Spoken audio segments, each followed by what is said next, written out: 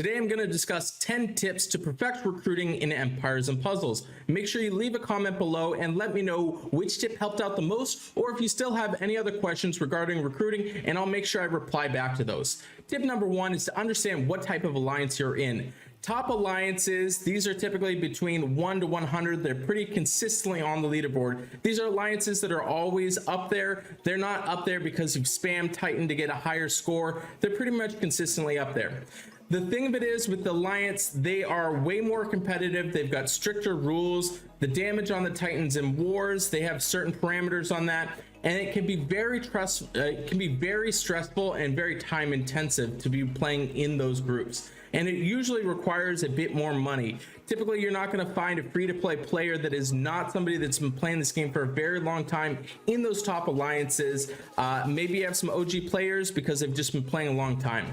Now with this group, they typically have everybody over 2,600 cups. They've got troops anywhere between 23 and maxed out on mana troops, and they can make it to #1 global anytime they want if they just raid up. And they've typically got level 20 emblems. Now there is a subcategory of like the more competitive. These you're missing out. Seriously, dive into the free turn-based dark fantasy RPG Raid Shadow Legends. This sponsored game is the first of its kind to give you console-like graphics to enjoy from your phone or PC. Download Raid Shadow Legends today. I want to highlight 2 legendary 5-star champions you will get for completely free. 1, Dexstar Blood Twin. This is the first fragment legendary champion that they released, and I'm super excited to add him to my collection. I'm 43% of the way through with him. He's extremely useful all around, but is devastating with his HP burn on clan bosses and amazing against the Fire Knight. 2, Archmage Helmont. It's another legendary champion that you get for free battling through secret rooms in the Doom Tower. He's all about turn meter control, which essentially makes it so your enemies never have a turn while boosting the speed of your other champions. I can't wait to have him for Fire Knight Dungeon. What I appreciate about Raid Shadow Legends is their innovations to new game modes. The Doom Tower is an absolute savage, and it is difficult, which makes it strangely satisfying. And I'm really digging the 3v3 tournaments. They're also giving you amazing opportunities to use different champions for some really important aspects of the game. Massive improvements to the clan aspect of the game added this month. Brand new quests specific for clan members, overhaul on benefits just for being in the clan, and a brand new clan shop giving you access to incredibly powerful items. They also added new champions to collect fragments in the Doom Tower, and I'm super excited to see what Dark Kale is going to do. Now's the time to download Raid Shadow Legends. If you want a huge head start in Raid, all you have to do, click on the link in the description or scan my QR code, and you will receive 200,000 silver, 1 XP boost, 1 energy refill, 1 ancient shard, and you'll get an epic champion, Chronoru, who's amazing in the Doom Tower. All your treasure is waiting for you right over here, and only available for the next 30 days. Thanks again, Raid Shadow Legends. There is a subcategory of like the more competitive. These would be between 1 to 10, and usually they come with more stricter requirements in terms of different characters. The next group would be the intermediate. These would be groups between your ranking between 101 and typically 500-ish alliances. So the intermediate group, they're still competitive, they still have rules, but they're not as strict, and they still need a decent amount of organization. It's still stressful, but it is a little bit less time intensive, and they probably spend some money. So you're not going to find a bunch of free-to-play players. Maybe you'll find the oddity, but most of those people, they spend a decent amount of money. And then everyone is between 2,200 cups and 2,600 cups consistently. This isn't just inflated numbers. And they've got troops between 15 to 23, level 20, and then also level 15 to 20 emblems-ish. The next group would be what I would be calling like a growing alliance group. They're ranked between 501 and like 50,000. So a very big group, very broad, not necessarily as competitive. They're going to be a little bit more welcoming, going to have less rules, less stress, more casual, no real spending requirements, probably typically between 1,500 and 2,200 cups consistently, level 10 to 15 troops, level 10 to 15 emblems, and maybe they might even have some 4-stars on their defense.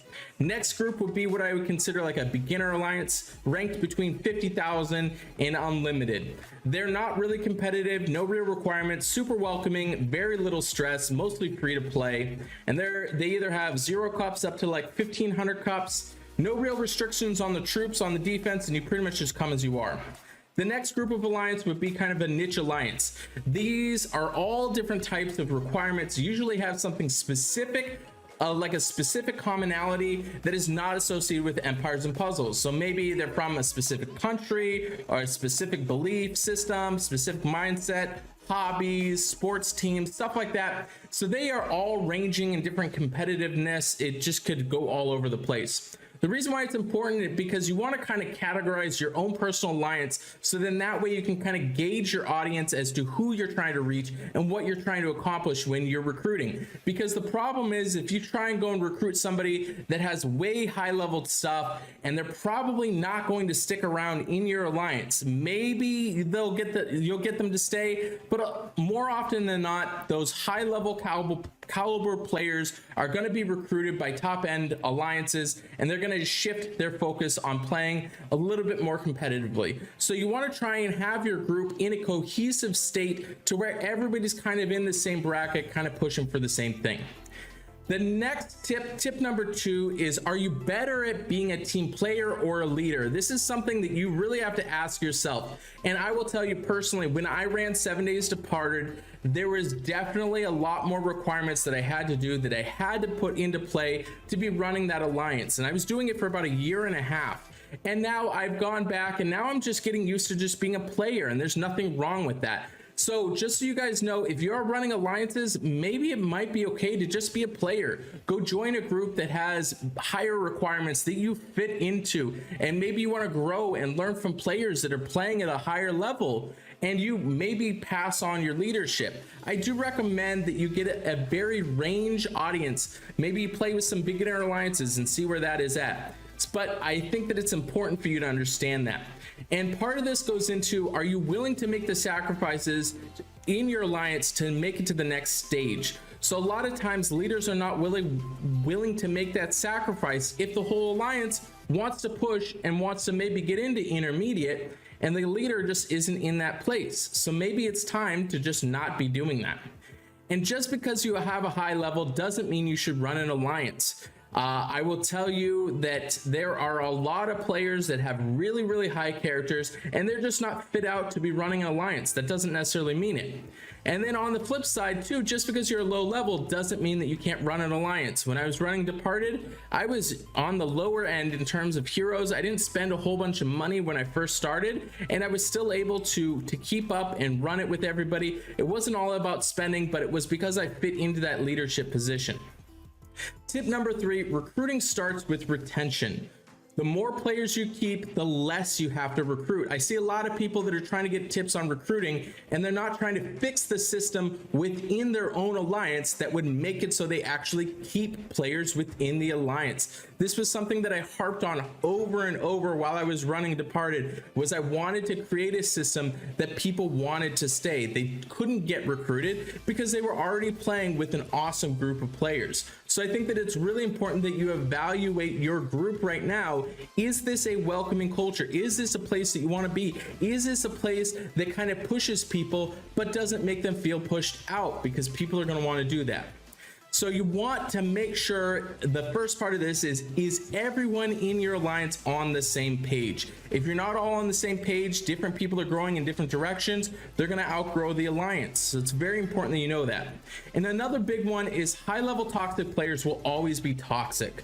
So I know that maybe they're really awesome in hitting the Titan or something like that, but if they are toxic in your alliance, they're always going to consistently be toxic. But myself personally, I've seen so many people that come in through Anchor Cove, they just start out and they build up their team, and now they have these amazing teams. So not only do they have amazing teams, but they also have amazing attitudes, and I've been able to get them into Departed or get them into other high-level alliances. So you really want to focus on keeping good quality people.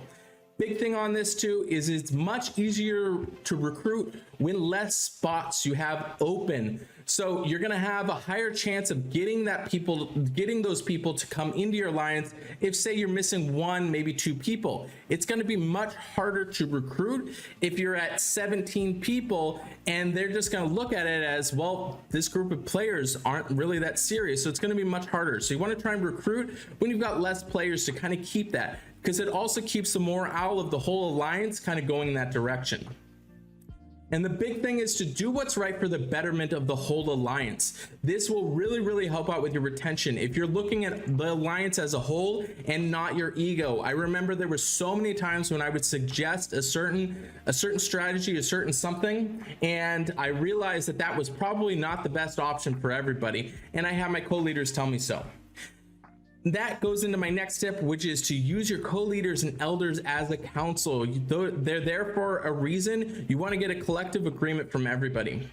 And I want to also, this is a big one here. When we were growing and departed, we would come up with certain new expectations that were easy to be met by all the current players, and we would give plenty of leeway time. So what I mean by that is we would get to positions to where we're now facing 14-star Titans. So we'd have certain set expectations of what people would have to average over the course of a 30-day cycle.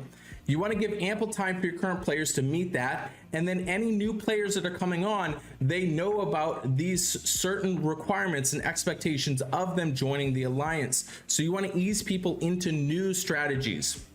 Tip number 4 is if you don't have a plan for recruiting, then you're never going to grow.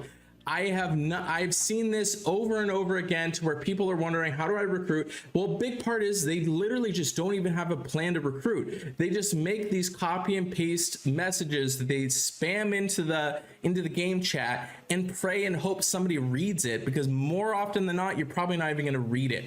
So I highly recommend that you have a dedicated recruiter, or what I would consider a social butterfly in global chat, AR, and all those other things. They're not there to just post ads. They're there to literally interact with people and to draw people in. One of the biggest reasons why I even was able to run Departed was because I was very good at getting people to come on and check out Departed and keeping them in the group.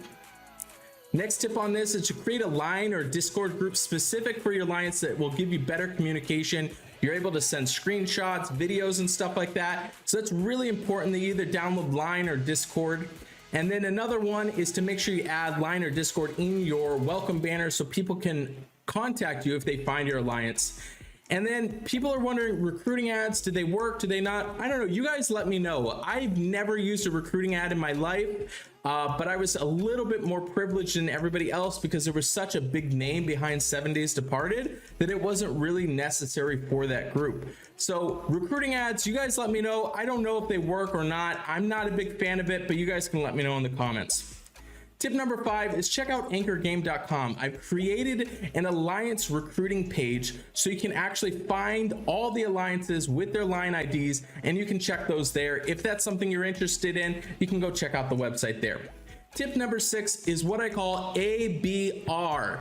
This is so important. What it means is always be recruiting. It doesn't matter if you have 30 players on your alliance, you're not taking a breath of fresh air, because something's gonna happen to Sally's dog, which is gonna give it cancer and it's gonna stub her toe, and she's gonna have to be out of the alliance for the next 3 months. It happens every single time. You have to expect it. It doesn't matter what place you're at, you're always gonna need to be recruiting. It doesn't matter if you're at 30, you gotta keep on recruiting. So I recommend also creating a wait list so you can add players to that. Now there is this big thing with sister alliances to where you have a feeder alliance, so a subgroup which is feeding players into that alliance. In theory it works well. In practice I've seen pretty much those sister alliances become their own entity, and they kind of don't really like the idea of shifting all their good players into another alliance. We tried it a bunch in Departed, and we found that pretty much people wanted to keep their own group, and then maybe sometimes it would shift up, but more often not, they kind of become their own entity. Sometimes it works, but I have not really seen it work that well. Tip number 7 is there's a fine line between recruiting and poaching. So poaching is when you convince a player to leave their alliance to join your alliance. What I will say though is pretty much every single person has been in a different alliance when they first started, so now it's really hard to say who's been poached or not. But the big thing is to ask yourself, would you want another alliance talking to your players the way you're talking to this player? If the answer is no, then you're poaching. So if you're trying to do different tactics or talk down that thing, think to yourself if you'd want anybody else talking to your alliance members, and you'd probably be pretty upset about that.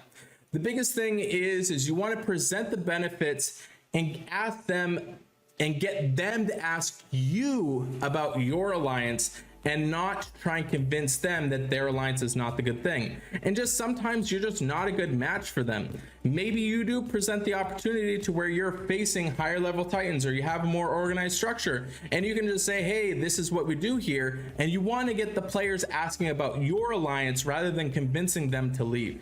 Tip number 8 is mergers can be a great idea or a terrible idea. It's either one way or the other. I've seen some great mergers that have happened and they've been able to get, say 15 people on this side, and then they talk to another group and they've got 15 people. They're all really great, and then they merge together. The only issue with this is that you run the risk of one part of the group leaving, which would potentially have a mass exodus, and you're kind of back to square one. So I've personally seen this happen. It's not a good feeling. So in order for it to work though, you need equal representation from both sides. So if you're merging two groups, you got to collectively come up with a good name that you guys can agree on. You've got certain people that are going to be in co-leadership, so everybody feels represented, and that's going to be really important. You've got to make sure that you guys have very clear goals and they align together. So if this group wants to be super competitive and this one doesn't, you guys merge, it's not going to be a good situation. You want to make sure everybody's clear on that. And I also recommend that you don't make these decisions lightly, because like I said, you're taking 15 people, you're merging them with another 15 people, they don't really know each other, and potentially you just leave a bad taste in everybody's mouth. Tip number 9 is the best way to recruit. So I'm going to talk about some very specific ones. So the biggest one, what I would say that Departed did really well is they made their alliance known. When I very first started in the game, one of the cool things about Departed is they had a website. There was no other people that had a website. They were also really consistent on the forums. That was another big one, which was kind of cool. So then you add in the fact that they've got a very active Discord group, which was definitely a thing. Again, it was just one of those situations where everybody knew Departed. So when I came on and I took on Departed and I started making content for Departed, it made things a lot easier because everybody kind of knew the name. I would say that we kind of cheated in terms of recruiting. That's why it's been very difficult for me to make this video. Everybody's been wondering, how do I recruit? Well, I feel like I had definitely a lot more advantages, but that doesn't mean that you can't take those same advantages. So you can go ahead and make sure you're part of the events. If you've got a high player that's always doing well in the events, that'll get yourself known. Facebook groups, Discord groups. And then another one is to just create content. People want to be joining and being a part of that. So by you doing that, you're getting your alliance known. That's really helpful. Another one is to just create an environment that you want to attract. So if you are wanting to be more competitive, you want to be in a competitive nature, it's up to you to create that nature, and you attract other people that also want to be competitive. If you want to be super casual and fun, create that atmosphere throughout the whole alliance in the alliance chat. The way that you conduct things, you want to kind of create the atmosphere and be okay with what comes along with it. And then I also recommend that you set very clear expectations for your new recruits. So I would do stack. Pretty much what would happen is anytime I would filter somebody out of the alliance, I would always try and find somebody that was better than the person that had left. And better could be a lot of different things. It could be a better attitude, or it could be a better roster. It could be better on Titans. It could be better anything. But you always want to be improving. So if somebody leaves, you find somebody of equal caliber or better. And that's just a way to slowly, incrementally make your alliance have a little bit better expectations if you want to be super competitive. And then another big thing on this is that you're gonna get more honey with bees than you do with vinegar. If you're gonna have a bad attitude, it's very unlikely that you will get a lot of people that are gonna wanna be part of your group. And this especially goes for leaders. You have to be holding yourself at a much higher level of accountability. And I hear it all the time. People are complaining about the leaders doing X and whatever. You have to hold yourself accountable. You take on that risk. The next one is going to be talk to people without an alliance, not just recruit them. So you're going to see these people, they're going to be chatting away in global chat or wherever, and they're not going to have an alliance associated with them. A lot of people want to dive at these people and they want to just go and grab them and take them off the market. I highly recommend you actually get to know these people, see what they're doing. What do you want? Almost kind of interviewing them to see if they're even a good fit for your alliance. Because I'll tell you, if they're way out of your bracket, they're probably not going to stick around. So you got to keep that in mind. And then tip number 10, this one's super important, guys. If you're looking to start an alliance, You gotta learn from the best. Tip number 10 is to learn from the best. When you start your own alliance, you want to be able to be in a position to where you've already learned it from people that are doing it well. Don't take my word for it. Go and join some of these other alliances. If you scroll through and you look at the top 100 alliances, a bunch of them have their line ID that's in there. Send them a message and say, hey, I'm interested in being put on the waiting list. So you can go from being an alliance in the top 5,000, now you've just shifted, put yourself in the top 100. You learn what it is that they do. So if you're interested in doing that, you have your own idea, you see what other people are doing, take certain things out of there and kind of format it into your own thing. And then there's lots of high-end alliances that will take on temp spots and just test out different alliances. So let me know in the comments. I really appreciate all the support. Let me know which tip worked out best for you, or if there's something that I didn't answer for you, make sure you leave that in the comments. Read through the comments because I'm going to be answering just about all the messages that come through, especially over the next week, month, and stuff like that. I'll be sure to make sure I'm very attentive to be answering your questions. I really appreciate all the support. I'll see you on the next video.